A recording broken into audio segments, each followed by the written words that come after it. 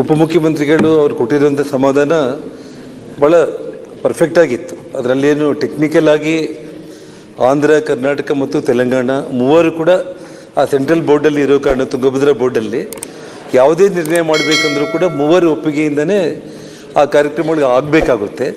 ಅದರಲ್ಲೇನು ಎರಡನೇ ಮಾತೇ ಇಲ್ಲ. ಇವಾಗ ಈಗಾಗಲೇ 6 ಗೇಟ್ಗಳನ್ನು ಆರ್ಡ್ರ್ ಮಾಡಿದ್ದಾರೆ, ಅದು ರೆಡಿ ಆಗ್ತಾ ಇದೆ ಅಂತ ಕೂಡ ಹೇಳಿದ್ದಾರೆ. ಎರಡನೇ ಬೆಳೆ ಒಂದು ವೇಳೆ ಕೊಳ್ಳಿಕ್ಕೆ ಆಗಲಿಲ್ಲ ಅಂತಂದರೆ ಅದು ನಮ್ಮ ಶಿವರಾಜ್ ಸಂಗಡಿಗೆ ಅವ್ರಿಗೂ ಗೊತ್ತು, ನಾವಾಗಲಿ ಎಲ್ರಿಗೂ ಕೂಡ ನಿದ್ದೆ ಕೂಡ ಇರಲ್ಲ. ಇವತ್ತು ನಾವು ಸದನದಲ್ಲಿ ತಾವು ಎರಡನೇ ಬೆಳೆ ಇರಲ್ಲ ಅಂತ ಹೇಳಿದ್ದೀರಿ. ಇದು ಈಗಾಗಲೇ ಎಲ್ಲ ಟಿ ವಿಗಳ ಮೂಲಕ ನೋಡ್ತಾ ಇರ್ತಾರೆ. ಎಲ್ಲರೂ ಮನೆಗಳ ಹತ್ರ ಸುತ್ತಾಡಿಕೊಂಡು ಸಾವಿರಾರು ರೈತರು ಗಲಾಟೆ ಮಾಡುವಂಥದ್ದು ಬರೋದು ಇವೆಲ್ಲ ಇರುತ್ತೆ. ಬಟ್ ಆದರೆ ಒಂದು ನಾವು ರೈತರಿಗೆ ಕೂಡ ಇವತ್ತು ಒಳ್ಳೆಯ ಸಂದೇಶ ಕೊಟ್ಟರು ಸನ್ಮಾನ್ಯ ಡೆಪ್ಯೂಟಿ CM.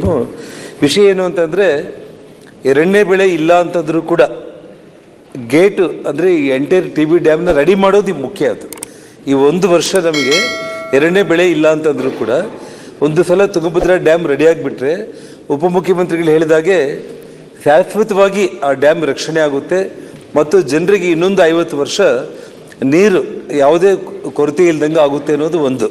ಹಾಗಾಗಿ ರೈತರನ್ನ ನಾವೆಲ್ಲರೂ ಕೂಡ ಸೇರಿ ಜಿಲ್ಲಾ ಉಸ್ತುವಾರಿ ಮಂತ್ರಿಗಳು, ತಂಗಡಿಗೆ ಅವರು, ನಾನು ಎಲ್ಲ ನಮ್ಮ ಶಾಸಕರೆಲ್ಲರೂ ಆ ಭಾಗದ 4 ಜಿಲ್ಲೆ ಶಾಸಕರು ರೈತರನ್ನ ನಾವು ಕನ್ವಿನ್ಸ್ ಮಾಡ್ಬೋದು. ಯಾಕೆಂದರೆ ಡ್ಯಾಮು ರೆಡಿಯಾಗೋದು ಮುಖ್ಯ ಅನ್ನೋದು ಒಂದು. ಎರಡನೇ ವಿಚಾರ, ನವಲಿ ಜಲಾಶಯದ ಬಗ್ಗೆ ನಮ್ಮ ಸನ್ಮಾನ್ಯ ಮುಖ್ಯಮಂತ್ರಿಗಳು ಪ್ರತಿ ವರ್ಷ ಅಂದರೆ ಕಳೆದ 2 ವರ್ಷ ಬಡ್ಜೆಟಲ್ಲೂ ಕೂಡ 1000 ಕೋಟಿ ಹಣ ಸೀಮಿತ ಮಾಡಿ ಅದನ್ನು ಅನೌನ್ಸ್ ಮಾಡ್ತಾ ಇದ್ದಾರೆ. ಆದರೆ ನಾನೊಂದು ಉಪಮುಖ್ಯಮಂತ್ರಿಗಳಲ್ಲಿ ಮನವಿ ಮಾಡಿಕೊಳ್ಳೋದು, ತೆಲಂಗಾಣ ರಾಜ್ಯದಲ್ಲಿ ತಮ್ಮದೇ ಪಕ್ಷದ ಸರ್ಕಾರ ಇದೆ. ಅಲ್ಲಿ ಆ ಮುಖ್ಯಮಂತ್ರಿಗಳನ್ನ ತಾವು ಕನ್ವಿನ್ಸ್ ಮಾಡಿ ಮೀಟಿಂಗ್ಗೆ ಕರೆಸಿದರೆ ಇಲ್ಲಿ ನಮ್ಮ ರಾಜ್ಯಾಧ್ಯಕ್ಷರಾದ ವಿಜೇಂದ್ರ ಅವರು, ಅಶೋಕ್ ಅವರು, ಪ್ರತಿಪಕ್ಷ ನಾಯಕರು, ನಾವೆಲ್ಲರೂ ಕೂಡ BJP ಪಕ್ಷದ ಕಡೆಯಿಂದ ಅಲ್ಲಿ ಆಂಧ್ರದಲ್ಲಿ ಕೂಡ NDA ಸರ್ಕಾರ ಇರೋ ಕಾರಣ ಚಂದ್ರಬಾಬು ನಾಯ್ಡು ಅವ್ರನ್ನ ಕೂಡ ಕನ್ವಿನ್ಸ್ ಮಾಡೋದ್ರ ಮೂಲಕ ನವಲಿ ಜಲಾಶಯ ಯಾವುದೇ ಕಾರಣಕ್ಕೂ ಅದು ಆಗಲೇಬೇಕು. ನಾಟ್ ಓನ್ಲಿ ನವಲಿ ಜಲಾಶಯ, ಇನ್ನು 3 ಬ್ಯಾಲೆನ್ಸಿಂಗ್ ರಿಸರ್ವೈರ್ಸ್ ಇದೆ ಅಣ್ಣ. ನಾನು ನಿಮಗೆ ಅದನ್ನು ತೋರಿಸ್ತೀನಿ, ನಾನು ಆ ಡೀಟೇಲ್ಸ್ ಕೂಡ ಕೊಡ್ತೀನಿ.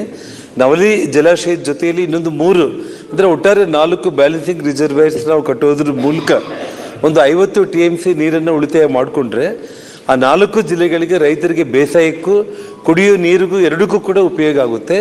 ಹಾಗಾಗಿ ತಕ್ಷಣ ಅಂದರೆ ಇದನ್ನು ಡಿಲೇ ಮಾಡ್ದೇನೆ ಒಂದು ಕಡೆ ತಾವು ಹೇಳಿದಾಗೆ ಡ್ಯಾಮು ಈ ಬಾರಿ ಎರಡನೇ ಬೆಳೆ ಸ್ಟಾಪ್ ಮಾಡಿ ಡ್ಯಾಮ್ ಸಂಪೂರ್ಣ 39 ಗೇಟ್ಗಳು ಕೂಡ ರೆಡಿ ಮಾಡೋದಕ್ಕೆ ಬೇರೆ ರಾಜ್ಯಗಳು ಕೊಡದೆ ಹೋದರೂ ಕೂಡ ತಾವು ಆ ಹಣ ಖರ್ಚು ಮಾಡಲಿಕ್ಕೆ ಮುಂದಾಗಿದ್ದು ನಿಜವಾಗ್ಲೂ ಕೂಡ ಇಡೀ ದೇಶನೇ ಅಪ್ರಿಷಿಯೇಟ್ ಮಾಡುತ್ತೆ. ಇದು ಕೇವಲ 4 ಜಿಲ್ಲೆಗಳೆಲ್ಲ, ಕರ್ನಾಟಕ ರಾಜ್ಯ ಎಲ್ಲ, ಇಡೀ ದೇಶ ಅಪ್ರಿಷಿಯೇಟ್ ಮಾಡುತ್ತೆ ತಮ್ಮನ್ನು.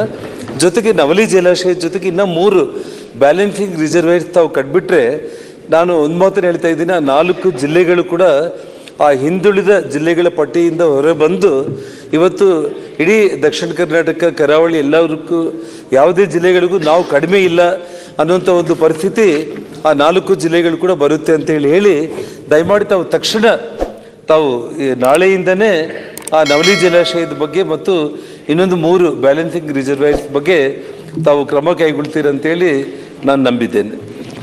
ಮಾನ್ಯ